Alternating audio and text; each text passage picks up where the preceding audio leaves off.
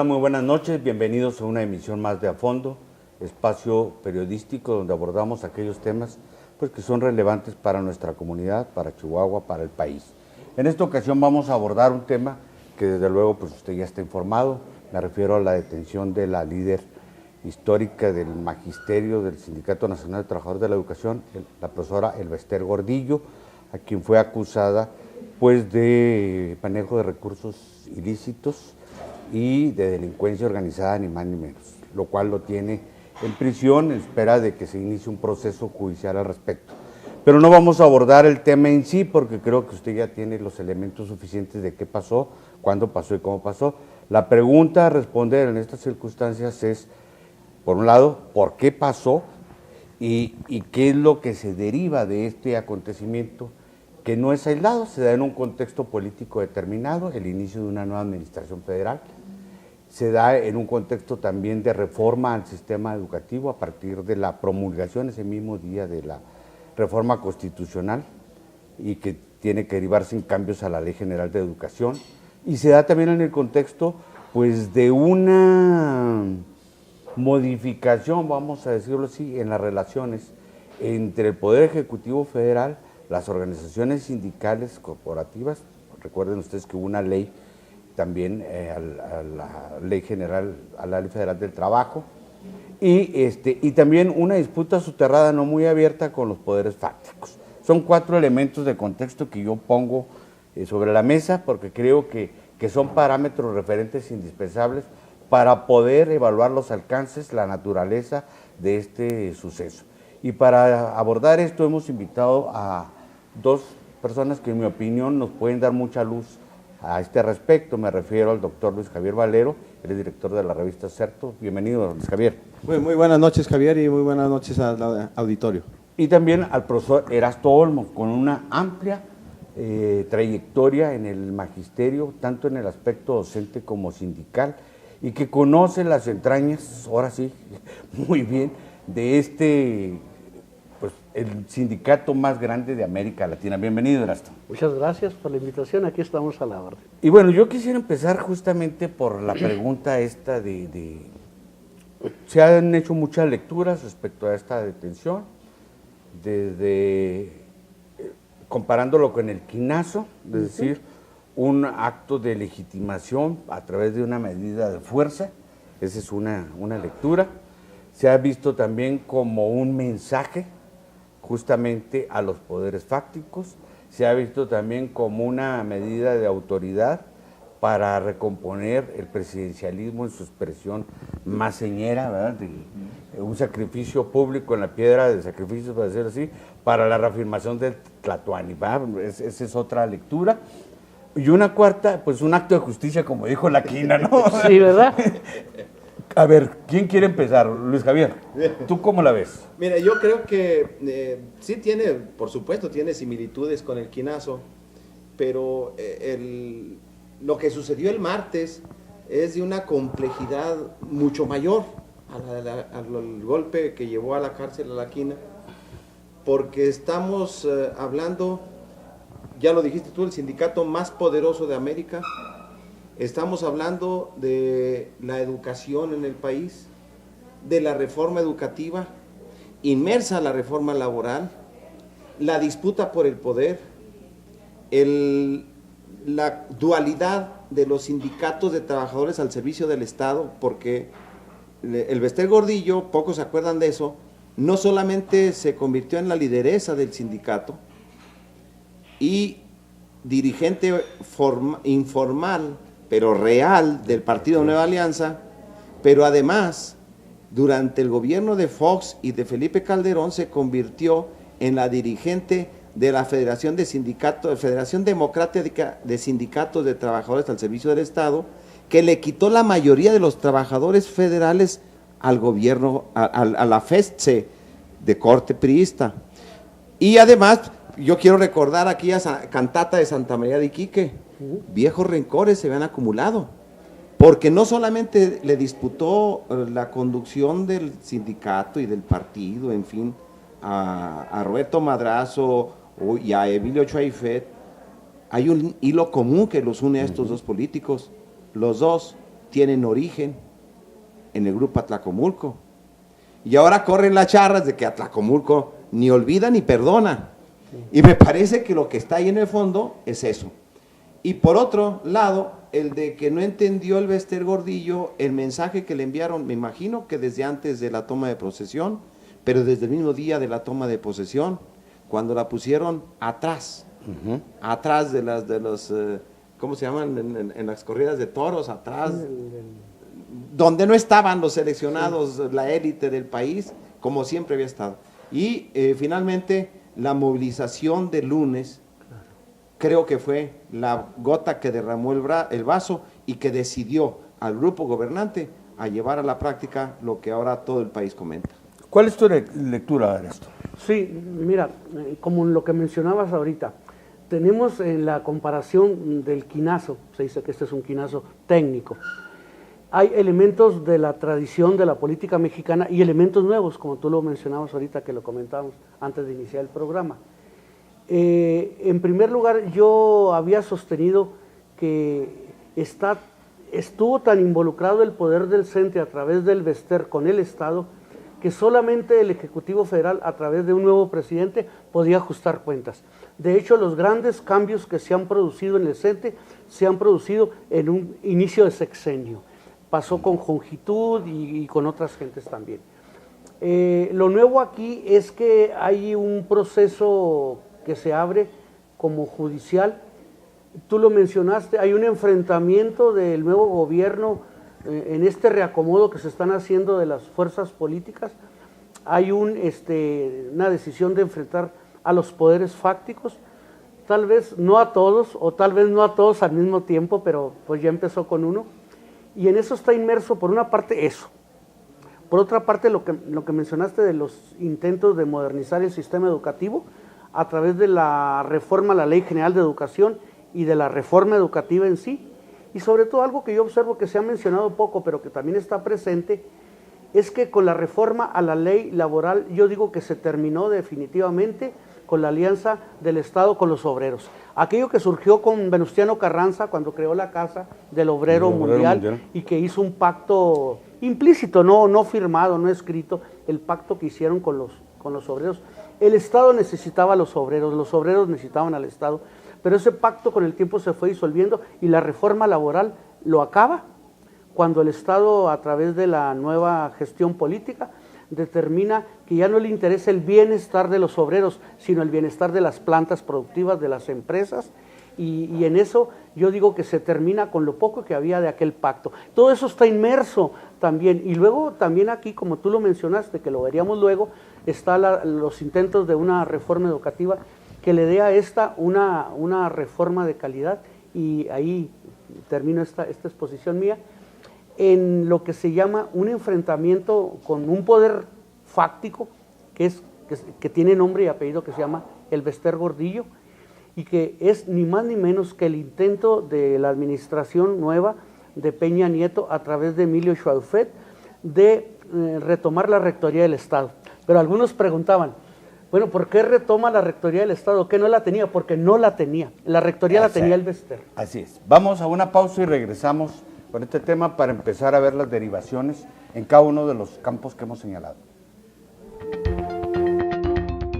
Juntos podemos hacerle frente a la delincuencia. Si sabes de algún delito que se esté cometiendo, llámanos al 089. Las llamadas son recibidas bajo un sistema inteligente que no identifica ni graba el número telefónico de quien la realiza, respetando tu anonimato. Llama desde teléfonos públicos, residenciales o celular. Por una cultura de la legalidad. Chihuahua vive. Gobierno del Estado.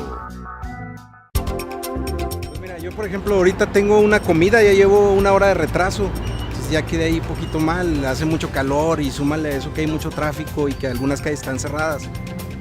Pero viéndola bien, lo importante es que pronto vamos a tener un nuevo sistema de transporte y pues este nos va a beneficiar a todos.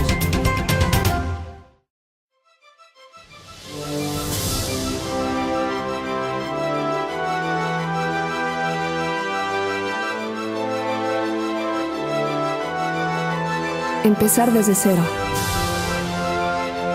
Crear. Prepararme para poder dar lo mejor de mí en todo momento.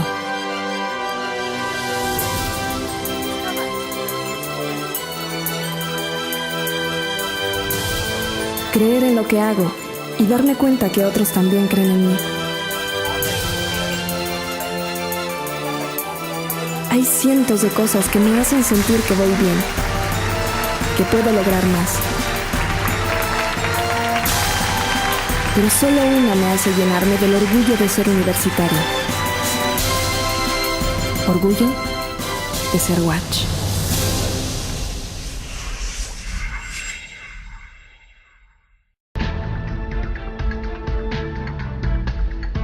Lamentablemente, jugar con la vida de otros a muchos les parece gracioso, movilizando inútilmente las unidades, haciendo mal uso de los números de emergencia. El 066 puede salvarte la vida, no juegues con él. En la exposición que hizo el doctor Luis Javier Valero, me llamó la atención un aspecto y creo que es de resaltarse. Esto yo no lo veo como una lucha contra el sindicalismo, ni siquiera contra el corporativismo. A mí me parece que es contra un poder fáctico, porque cuando empezamos a sumar las partes en las que el Bester Gordillo personifica cuotas de poder, vamos viendo que la suma de todas esas partes la hacían ya un factor de peso político en la toma de decisiones en el país. ¿Por qué? Tú lo dijiste, bueno, no solo es la dirigente del sindicato, del PANAL, de la federación esta creada de trabajadores, sino incluso durante el sexenio de Calderón y de Vicente Fox y de Calderón, se convirtió efectivamente en quien marcaba la pauta en materia política educativa en el país. La rectoría de la educación la fue perdiendo el Estado y la fue cediendo, a tal grado incluso de que ella llegó a designar a su yerno como subsecretario de Educación Pública Primaria, que es la más vasta, la más importante de toda la estructura del sistema educativo mexicano. Se lo dejó. Y adicionalmente, pues también el ISSSTE, que es una fuente muy importante. ¿Y las rifas? Y la rifa, la Lotería Nacional. Entonces, la señora ya tenía un poder mucho más allá del sindical. De hecho, en esta coyuntura, el PANAL se convierte en un partido bisagra, en un partido que da y quita votos, y por lo tanto está en posibilidad, en un proceso de alternancia como el que estábamos viviendo o hemos vivido a partir del 2000 para acá, en un factor de decisión de quién queda. Y recordemos que el día de julio de las votaciones del 2006, a las 5 de la tarde, el Bester fue el factor... A las 3. A las 3 de la tarde fue el factor que determinó el cambio en la tendencia electoral como iba en la votación entre López Obrador y Felipe Calderón. A partir de esa hora se empezaron a modificar los números y en 5 horas antes del cierre de las casillas, en pocas palabras, consiguió entre 300,000 votos que fueron los que marcaron la diferencia. Eso es el Bester. En ese contexto, ¿para dónde va políticamente esto? Fíjate que en esta síntesis que estabas haciendo, luego también se nos olvida que Miguel Ángel Yunes era el subsecretario de reclusorios, no sé cómo se llama, no recuerdo en este momento cómo se llama, de la Secretaría de Gobernación. Estaba en el Sistema Nacional de Seguridad Pública. De seguridad. Cuando viene el cambio de gobierno, Miguel Ángel Yunes se queda en ese puesto, luego se convierte en secretario técnico del Consejo Nacional de Seguridad Pública y él era un subordinado de el Bester Gordillo. Saco este dato porque él era el funcionario responsable de Puente Grande. Así es. Cuando le anotan un gol a Fox, cuando Joaquín El Chapo Guzmán sale de Puerta Grande, como le pusimos todos, Sí. Y se escapa yo creo que no sé si para siempre, pero todos estos 13 años. Bueno, el Bester Gordillo, yo quiero entrar en contradicción con todos los que mantienen esa idea de que el Estado mexicano perdió la rectoría en la educación porque se la cedió al Bester Gordillo. Desde mi punto de vista, el Bester Gordillo forma parte del Estado. No se la cedieron a una parte ajena al Estado mexicano, sino que el Bester Gordillo, desde Salinas para acá, incluidos los dos presidentes del panistas, formaba parte del Estado mexicano. Y el hecho de que un subordinado suyo, que además por ende era su yerno, estuviera dirigiendo la parte más sensible, más importante de la educación en el país, no era porque ella fuera una fuerza fáctica ajena al Estado mexicano. Me parece que formaba parte del entramado, porque esa es la figura emblemática, pero a nivel de los estados, el sindicato dirigido por el Bester recibía partes importantes de toda la estructura de las secretarías de educación pública en los estados. En muchas entidades decidía en mancuerna con los gobernadores quién tendría que ser el secretario de Educación Pública estatal. Y en la práctica, la comisión mixta esta que regula el escalafón y el ingreso y los ascensos de los maestros, eso estaba en manos no solo del sindicato, sino en connivencia con los gobernadores de los estados, desapareciendo en la práctica lo que está perfectamente regulado y que ahora nos dicen que con la reforma constitucional ahora sí va a haber. Lo siento mucho, pero eso ya existía, existe. A ver, Erasto, sobre ese tema. Entonces, concesionaron la rectoría de la educación a el Bester porque convenía, porque era un factor, no tuvieron otro remedio que hacerlo. ¿Cuál es tu punto de vista respecto a lo que dice Valero? Quizá sea un poco discordante con la idea, pero más o menos sería así. Cuando el Bester emprende, apoyada por Salinas, la reforma del CENTE, plantea algo que parecía bien, parecía impecable en su planteamiento. El CENTE va a ser el único sindicato al que le va a interesar la materia educativa del docente. La gente decía, pues está bueno que el sindicato se interese también por la clase, los salones y las escuelitas. Pero con el tiempo se vio que lo que era en el fondo esa situación era apropiarse del sistema educativo, sobre todo en sus principales estructuras. Yo sí creo que la rectoría la tenía ella, y la tiene todavía en cierta manera, la tiene el CENTE. Yo me atrevo a decir lo siguiente, lo voy a decir puntualmente. Aquí en Chihuahua, CESH no hace ningún movimiento, lo conozco desde adentro de toda la vida, no hace ningún movimiento si no se lo palomea el sindicato, la sección 8 concreta. Entonces, si eso no es tener rectoría, ¿qué es tener rectoría? Lo cierto es que el Estado fue abdicando por conveniencia, por gastar menos, por no arriesgarse y no afrontar los riesgos y los costos políticos, y el Bester ella se fue apropiando de los espacios en los que el Estado abdicaba. Hoy en día todavía incluso, mire, el sistema de evaluación. Yo conozco, pero no voy a decir el nombre, yo conozco a la persona que aquí en Chihuahua está a cargo de la evaluación, es gente del Bester, y se le dice, oiga, ¿qué pasó? ¿Que no el sistema de evaluación es autónomo? Sí, es autónomo, pero a los dirigentes los nombra el sindicato, o sea, yo. Se apropió de los principales puestos decitorios de la situación, y el Estado se hizo de la vista gorda, pero quien afrontó era ella precisamente. Como el hecho que mencionaron de que se ocupó la subsecretaría de básica a través de su yerno. Hay que recordar que la subsecretaría de educación básica maneja el 80% de las escuelas y del sistema educativo. Si eso no es tener la rectoría, entonces ¿qué es? Por eso sostengo eso. Y yo creo, Oye, no sé creo si es que semántico, no hay, Javier. Sí, pero... no es contradictorio. Mira, yo entiendo las dos posturas. Sí. No se trata de que el Bester la haya arrebatado Así es. en contra del Estado la rectoría, Así no. es. Sino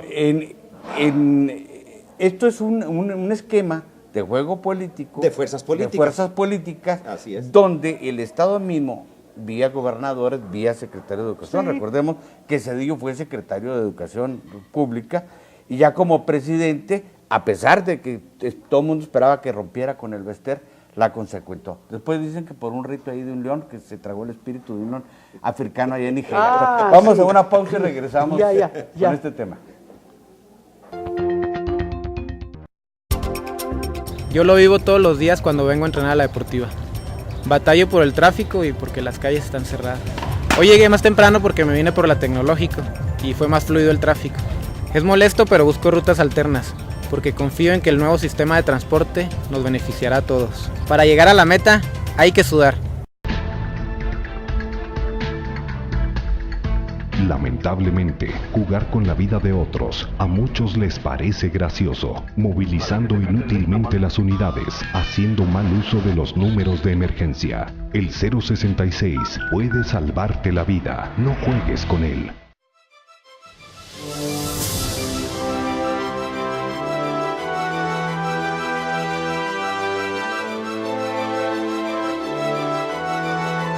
Empezar desde cero. Crear. Prepararme para poder dar lo mejor de mí en todo momento.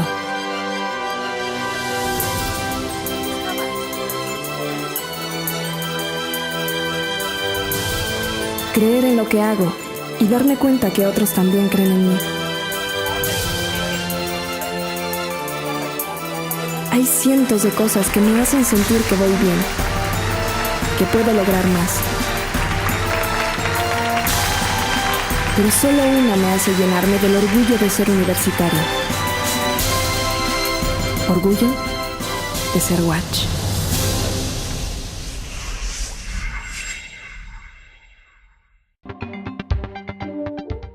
Estamos abordando con nuestros invitados un punto medular, porque luego se hace leña del árbol caído y ahora resulta que la responsable de todo el desastre educativo, de todo el desastre de corrupción, de la perversión del sindicalismo, etcétera, es solo una sola persona, lo cual es absurdo, ¿verdad? Porque la crisis educativa en México tiene otros múltiples factores, la crisis del sindicalismo también, y esta perversión del sistema de partidos y de los partidos bisagras y partidos como el PANAL, que se venden al mejor postor, venden su votación, pues también es no se le puede atribuir solo al Bester Gordillo, ¿no? Esto es parte de un sistema político que es el que está ahorita arrojando pus por todos lados.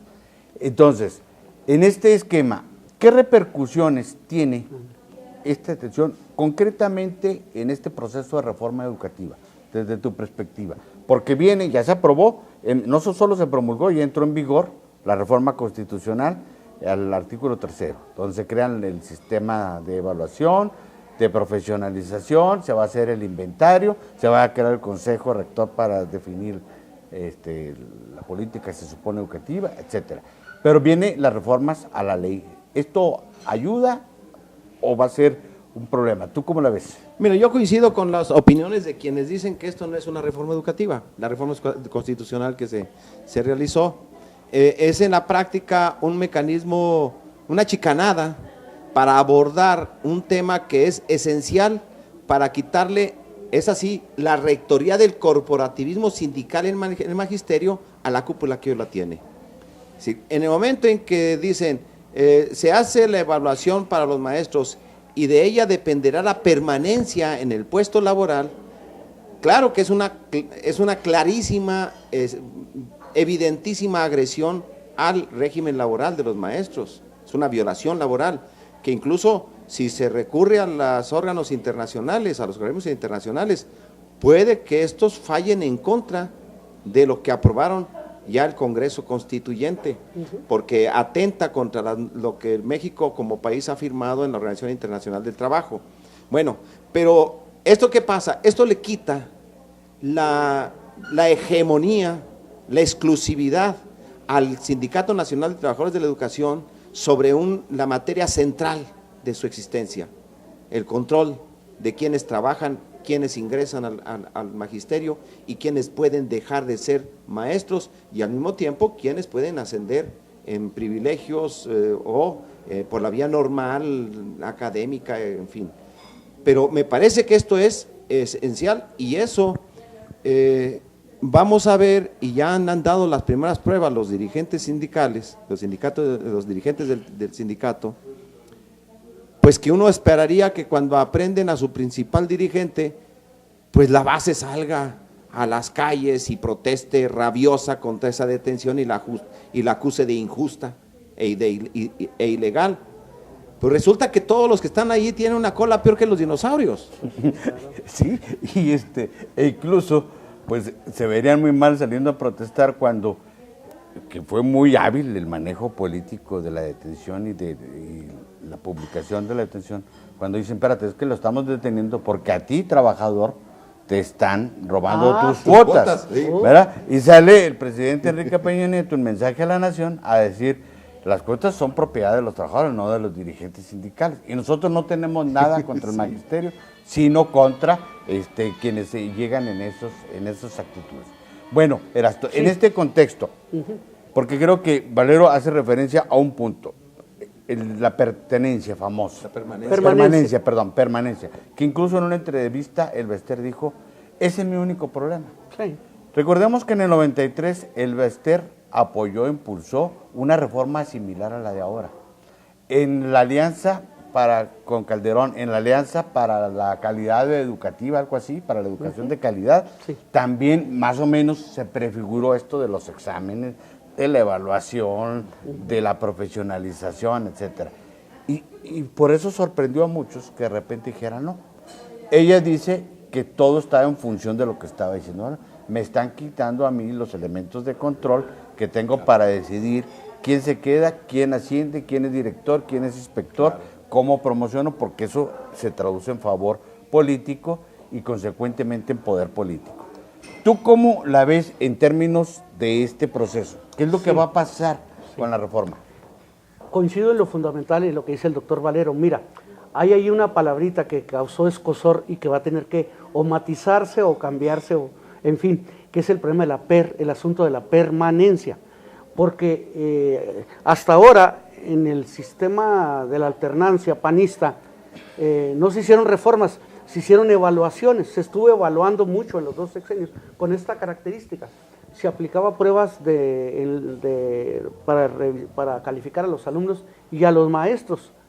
Y se pensaba que con el resultado de la prueba o ganabas la plaza o no la ganabas, y ahora al poner en duda la permanencia o hacerlo depender a la permanencia del resultado de una prueba, va hasta donde yo sé contra el estatuto jurídico de la FEDSE, que yo hasta donde sé no se ha reformado, que dice que si tú tienes una plaza base, eres inamovible. Así es. Salvo que cometas pues una serie de errores y barbaridades, pero mientras tanto... Que te vayas a la Antigua Paz durante por una semana continua y que no vayas a trabajar. Y luego con otro problema, que no invites. Pues sí. Bueno, que no invites. Entonces, la palabra permanencia no solamente causa escozor y molestó, sino que va a tener que modificarse, o en todo caso que modifiquen el estatuto jurídico de la FESTE, sí, donde diga que tu plaza base no es inamovible. Entonces, en ese sentido, yo considero que está en el planteamiento correcto. La situación, ahora, los resumo en esto, ya en lo que tú mencionabas, concretamente, como un resultado de esto, como lo que deriva, lo que deriva de esta situación. Yo estaba escuchando a un especialista que estaba diciendo que las evaluaciones y calificaciones que se hicieran a los profesores debían ser multifactoriales. Es decir, tengo entendido que la prueba esta que se hacía para ver si te daban la plaza o no, o sea, si accedías o no al servicio, se aplicaba en Bélgica. Se tomó casi 100% de Bélgica. El problema, y lo demás, dice, hay que tomar en cuenta cuál es el desempeño de la clase del profesor, pero ya en clase, que se califique si funciona o no funciona, si es buen maestro o no, si se le reconoce o no. Recuerdo un hecho que lo mencionó el padre Camilo a propósito de una reunión que hubo hace poco. Dice, hay una maestra en la sierra que trabaja muy bien, es muy buena con los alumnos, tiene muy buenos resultados, además es líder social de padres de familia, de la comunidad y de todo. Pero no es una persona que en una prueba va a sacar muy buena calificación, es más, probablemente repruebe.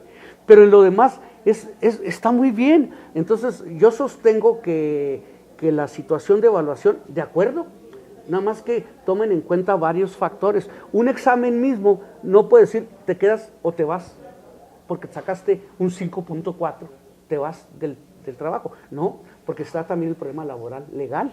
Entonces, que ocupe varias facetas el problema. Y luego vuelvo a lo que tú mencionabas ahorita, ahí cierro esta intervención en cuanto a la reforma educativa. Leí algo de Loaesa hoy en la jornada, donde dice, para que haya educación de calidad, es necesario que se logre que los niños lean más, que escriban bien, que su mente procese bien los eventos y los resultados, y que domine lo básico instrumental de las ciencias, que son las relaciones lógico-matemáticas. Si se logra eso, se logra una educación de calidad. Pero no necesariamente lo que está pasando ahorita, o sea, no es lo mismo la reforma educativa con la educación de calidad, con el enfrentamiento a poderes fácticos. Son dos asuntos diferentes. Uno es pedagógico, académico, y el otro es político. No por nada pusieron a Emilio Schweifert en educación pública, no porque sea un gran educador con obra publicada, ¿verdad? Es simple y sencillamente, fue desde un principio un mensaje claro al Bester de que por ahí había una barrera que no iba a pasar. Y no iba a pasar. Vamos a una pausa y regresamos.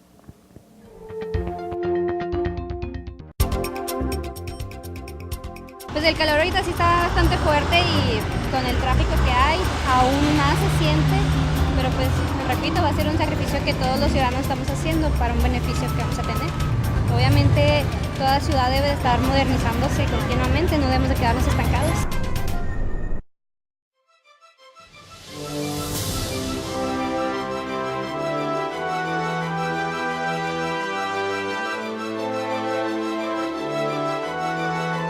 Empezar desde cero. Crear. Prepararme para poder dar lo mejor de mí en todo momento.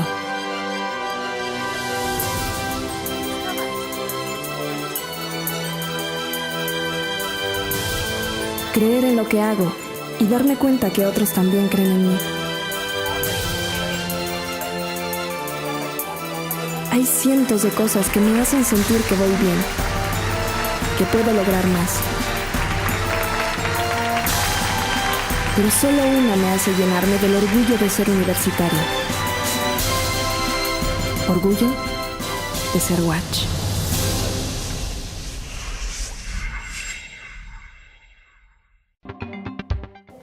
Gracias por continuar con nosotros. Estamos tratando un tema de verdad relevante. ¿Qué implicaciones tiene la detención del Bester, concretamente en el aspecto educativo? Pues yo creo que por sí misma ninguna, porque no depende, repito, de una sola persona. Sería absurdo tener esta visión. El proceso, el fenómeno educativo es mucho más complejo, tiene que ver efectivamente con estos sistemas de evaluación, con la capacitación, la profesionalización, pero sobre todo con el diseño de la política educativa. ¿Qué tipo de educación, qué tipo de mexicanos queremos formar? ¿Para qué? ¿Verdad? Porque esto es el contenido esencial de la política educativa. Y si queremos instruir y generar gente nada más, pues capacitarlos para que tengan habilidades, capacidades y destrezas para entrar en una maquiladora y ser buenos técnicos, bueno, pues ese es un perfil del educando. ¿Verdad? Si queremos formar personas, ciudadanos íntegros, con valores, con humanismo, ese es otro perfil, ¿verdad? Que vaya más allá de la instrucción, que realmente vaya enfocada a la formación del ser humano. Bueno, ese es otro asunto. Y ahí la Rectoría de la Educación, pues no solo está en función de quién administra, sino quién diseña esa política educativa. Y yo creo que aquí los maestros juegan un papel fundamental. Yo no creo que ninguna reforma educativa de fondo pueda hacerse al margen, discriminando al magisterio. No digo a los líderes sindicales, fíjese, estoy haciendo una distinción. A ese profesor que conoce la realidad de la educación rural, al que está en las comunidades indígenas, al que está en las grandes zonas metropolitanas, ese maestro tiene que ser tomado en cuenta, su opinión debe ser evaluada y no solo debe ser calificado, porque la evaluación para mí va más allá de la calificación, ¿verdad? No se trata solo de aprobar o reprobar, sino también de encauzar. Bueno, dicho esto, yo quiero retomar otro aspecto que me parece fundamental. Perdón, Javier, nomás una aportación. Porque estamos hablando de evaluación y quienes son autores de la reforma hablan de la evaluación como un examen y calificas y ya. Bueno, pero cualquier empresa evalúa a sus trabajadores y no los evalúa para ver si los corre o no, pues claro que sino para capacitarlos. Claro. Porque si salen con deficiencias, entonces lo que hay que hacer es dónde están los puntos flacos de la preparación de mis trabajadores que están ofreciendo un servicio o están desempeñando un trabajo, pues los evalúo Y en donde aparezcan los puntos flacos, bueno, pues por ahí capacito. Y esa es una obligación del Estado mexicano con sus trabajadores magisteriales, porque bien nos veríamos invirtiendo tanto capital social, económico, en preparar a los maestros y luego con un simple examen decidimos quitarles la plaza y desperdiciar esa capacidad adquirida, ¿no? Sí, y además pues el maestro es solo un agente, a lo mejor el más importante, pero no, todo el resultado educativo no depende solo del maestro. Entonces, es que esto es absurdo, ¿verdad? Es como suponer que en una línea de producción, para seguir tu ejemplo, en una maquila, bueno, pues sí, el trabajador tiene un papel muy relevante, pero también la materia prima, ¿verdad? También la calidad de los elementos que se aportan, la tecnología, etcétera. No puede demandarse resultados educativos tipo Bélgica o Finlandia, en un país donde hay 50 millones de pobres y donde los niños van en ayunas a desayunar. Hay que empezar por resolver los problemas reales que generan este bajo nivel educativo, incluyendo de salud, de alimentación, y no solo desde el punto de vista de la evaluación, ¿verdad? Tiene que ver con otras muchas cosas. Y aquí yo digo que el maestro es fundamental, pero para que el maestro realmente pueda participar, requiere modificar este sindicalismo aberrante, vergonzoso que existe. Porque yo creo que para que pueda haber democracia sindical y participación, un sindicato participativo en el diseño de la política educativa del país, tiene que haber libertad sindical. ¿Qué expectativas, ahora empiezo contigo, ves tú en esto? ¿Hay posibilidades de que estos, ya sé que nombraron a Luis, ¿qué? A Juan Díaz. A Juan Díaz. Como presidente. Como presidente. Como presidente y secretario general. Tengo entendido que esto es un transitorio, sí, pero debe haber. ¿Tú crees que esto va a desencadenar al interior del CENTE un proceso real de renovación o va a ser un gatopardismo? Te quitan a Elba, ponen a Juan Díaz o a Juan Pérez, a quien sea, y quedan las mismas cosas igual. Sobre eso yo aventuro una situación que ahorita pues es mera especulación, porque la situación de Juan Díaz, en el hecho de que de repente reacciona el CEN del CENTE ante la ausencia de Elba y lo nombran presidente y se conserva como secretario general, como dice el doctor Valero. Pero aquí hay una situación, en su intervención no citó para nada a la maestra, de hecho la maestra está abandonada y yo creo que una de dos, o el secretario general y hoy presidente ya negoció desde antes o está negociando para permanecer como una pieza de recambio, como un ajuste que se hace en el CENTE y ahora sí que es el adiós total para la maestra Elbester. Pero quiero mencionar una cosa de pasada porque lo citaste y lo recordé.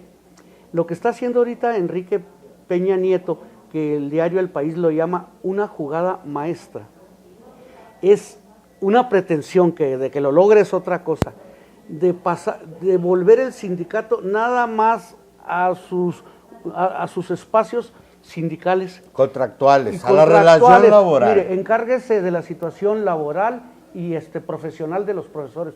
Pero lo administrativo, déjelo a nosotros, porque nosotros vamos a retener y conservar esa rectoría, que efectivamente, qué mejor que esté en el Estado y no en el sindicato. Voy a mencionar un detalle. Lo que hizo Peña Nieto no es muy original. Aquí lo hizo porque me tocó verlo muy de cerca, Barrio, a través del secretario de Educación y Cultura, Robles Villa, nos lo dijo en una plática ya cuando había dejado la secretaría, dijo: yo me propuse una cosa y lo logré, pasar la sección 42 y hacerla que se fuera nada más a su sindicato, que ahí esté y que de ahí no pretenda otra cosa, y que nada más agarre lo sindical. Lo administrativo es nuestra responsabilidad, es nuestro negocio. Y el CENTE que se dedique a lo laboral, pero que no se quiera meter a lo administrativo, porque eso es responsabilidad de nosotros. Y terminó diciendo Robles Villa: lo logré.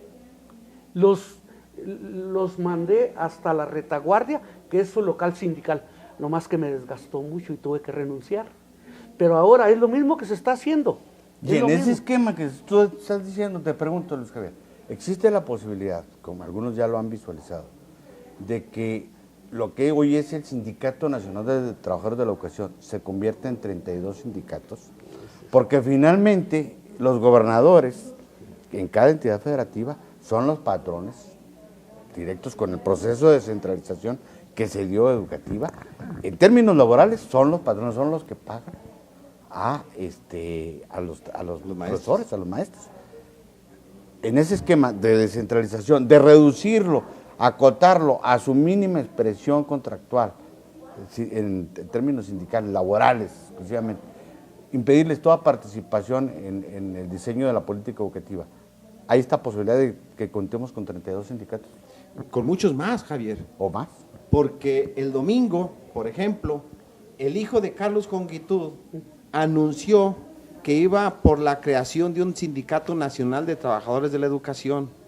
Y hay por lo menos 13 entidades en donde existen sindicatos de maestros ajenos al sindicato nacional, al CENTE pues, y que están en condiciones de disputarles a nivel de cada estado, a nivel de los estados donde se encuentran, de disputarles la titularidad, por llamarlo así, la titularidad del contrato, por ser el sindicato mayoritario en cada entidad.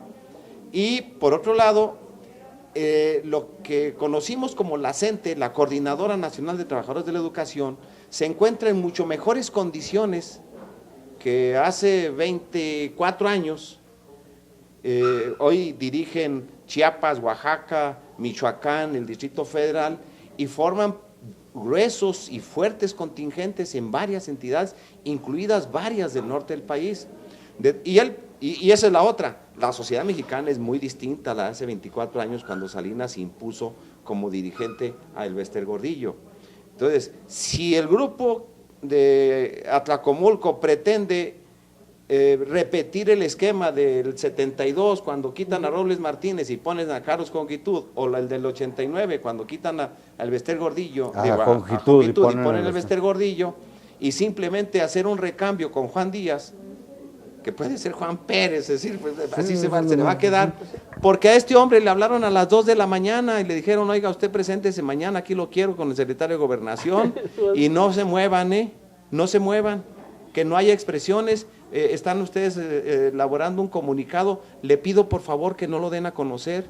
Y ya los gobernadores de casi todo el país, sobre todo los del PRI, ya estaban reunidos, tenían horas reunidos en la Ciudad de México. Desde la tarde. Vamos a una pausa y regresamos al segmento de conclusiones, porque esta conversación creo que arroja muchas lecciones. Juntos podemos hacerle frente a la delincuencia. Si sabes de algún delito que se esté cometiendo, llámanos al 089. Las llamadas son recibidas bajo un sistema inteligente que no identifica ni graba el número telefónico de quien las realiza, respetando tu anonimato. Llama desde teléfonos públicos, residenciales o celular. Por una cultura de la legalidad. Chihuahua vive. Gobierno del Estado. Todo eso de las desviaciones, pues le afecta a uno mucho, porque pues llega uno tarde a su trabajo y luego pues con este solón que está haciendo. Ahora que entre el nuevo sistema de los camiones para beneficiarnos nosotros más, vamos a poder llegar más temprano a nuestros trabajos.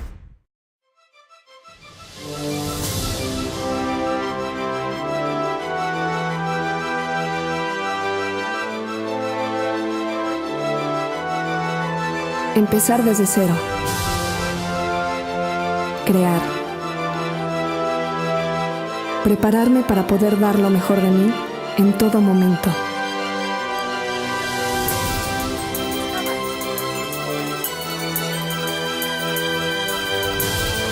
Creer en lo que hago y darme cuenta que otros también creen en mí. Hay cientos de cosas que me hacen sentir que voy bien, que puedo lograr más. Pero solo una me hace llenarme del orgullo de ser universitario. Orgullo de ser Watch.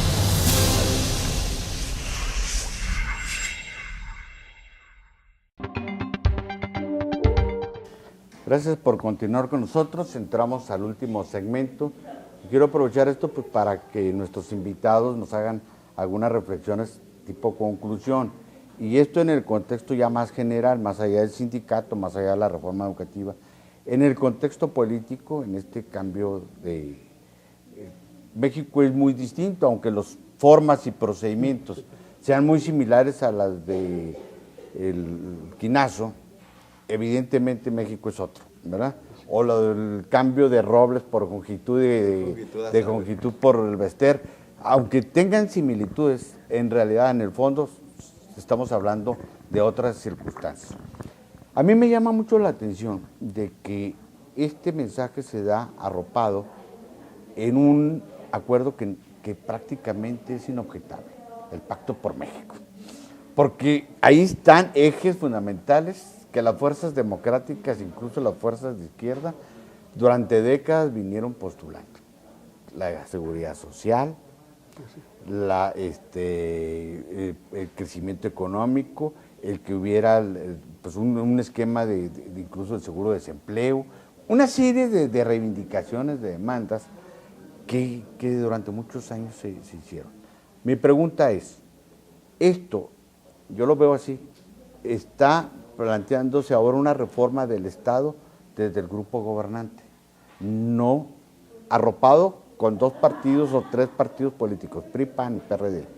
Pero yo no siento que esto tenga un sustento social, que haya un pacto social.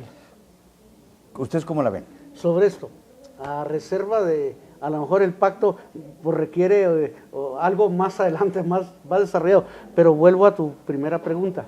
Mira, cuando Madrazo encabezó la lucha para desestabilizar a Elba, incluso estuvo presente ahí el hijo de Jongitud y otros dirigentes desplazados por Elba, se planteó la posibilidad de cambiar la estructura del CENTE por una razón clara y hasta lógica. Con la descentralización no tiene caso un sindicato nacional, por eso se hablaba de una posible confederación, aparte de lo que mencionó el doctor Valero, de una confederación de secciones, porque mira, si ya están centralizados, si a nosotros los profesores se le llama patrón sustituto al gobernador, de hecho él es el patrón de nosotros los trabajadores, entonces, ¿qué caso tiene tener una estructura obsoleta, tan obsoleta como el CENTE? Y nomás que el Baester reaccionaba así, la tendencia va para allá, nomás que nos estamos resistiendo, porque perdía su poder, perdía el aparato, perdía las cuotas de poder, pero la tendencia es esa. Pero lo que dice el doctor Valero, también coincido con él en esto. Sí, la tendencia es a eso, porque son 32 estados que pueden tener 32 secciones confederadas en un nuevo sindicato. Quizá la tendencia vaya para allá, lo podemos dejar así, pero otra cosa más, efectivamente hay otros sindicatos más, no solamente los 32. Claro. Yo voy a mencionar Bachilleres. Bachilleres debemos recordar que es una corporación muy especial que tiene financiamiento de la Federación y del Estado. Y el sindicato es independiente, Bachi no depende del CENTE. Incluso pueden hacer, y ya han hecho paros, por ley. Entonces, ya se está desbaratando aquella estructura monolítica, ahora queda pues como una especie de dinosaurio, ya con su dirigente en la cárcel, que da a entender que a futuro, con una descentralización total, porque hay todavía ciertas cosas que andan por ahí centralizadas, con una descentralización social, no tiene caso el CENTE como está ahorita. Valero. Y eso por un lado. Por el otro, la respuesta política del Partido Nueva Alianza, bueno, pues se acabaron los bandazos de andar apoyando al PAN en adelante, porque eso fue lo que también motivó el enojo del grupo gobernante de ahora, que no se tenía seguridad si ese grupo político que en promedio representa el 5% de los votos, en algunos más, algunos menos, según los estados, y que en varios de ellos sí determinan pues quiénes son presidentes municipales, diputaciones locales y llegado el caso hasta diputaciones federales. Entonces, ahora se les acabó, perdón por la canción, conocieron la libertad y la conocieron, pero se me hace que no tienen las suficientes alas como para seguir volando por su cuenta. Creo que habrá un reagrupamiento político que le permitiría, por lo menos en el papel, garantizarle al PRI un papel más hegemónico desde el punto de vista político, y luego por otro lado, conjuntamente con esto del Pacto por México, estos aspectos que has mencionado, Javier, yo advierto que además contiene una tendencia hacia la derechización de una gran cantidad de cosas, y la educación no puede ser ajena a ello. Esto de darle autonomía de gestión a los padres de familia no es más que la manera encubierta de abrir la puerta para cobrar cuotas por otras cosas. Por ejemplo, por una cancha más por una nueva aula, un auditorio, y que sean los padres de familia los que, de manera bipartita, así se ha llegado a decir, bueno, sean los que aporten. Bueno, los padres de familia de San Felipe, de la primaria de San Felipe, aportarán más que los padres de familia de la Vista del Cerro Grande. Claro, pero a ver, yo les quiero plantear este escenario que yo estoy visualizando. Yo creo que el país está cambiando, el sistema político está en un proceso de transformación. ¿Para dónde?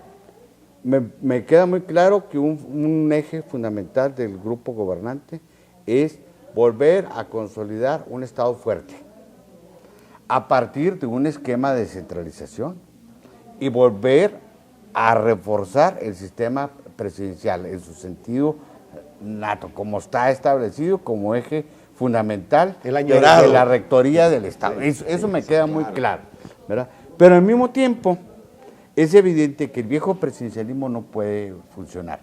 Tan es así que en el acuerdo del pacto, en términos de gobernabilidad democrática, incluso se contempla los gobiernos de coalición.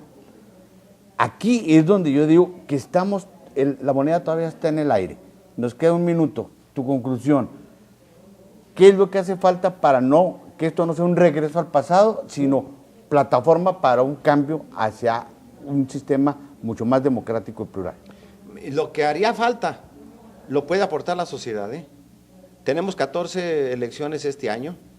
Si el electorado vota de manera diversa, el electorado que no se identifica con ningún partido y es capaz de ofrecer un voto diferenciado, de acuerdo con los candidatos y con el que mejor le parezca, no directamente ligado a cada partido, y nos ofrece un mapa político diverso y no el hegemónico solamente del PRI, creo que iremos en el camino de ir construyendo un régimen parlamentario o semiparlamentario presidencialista.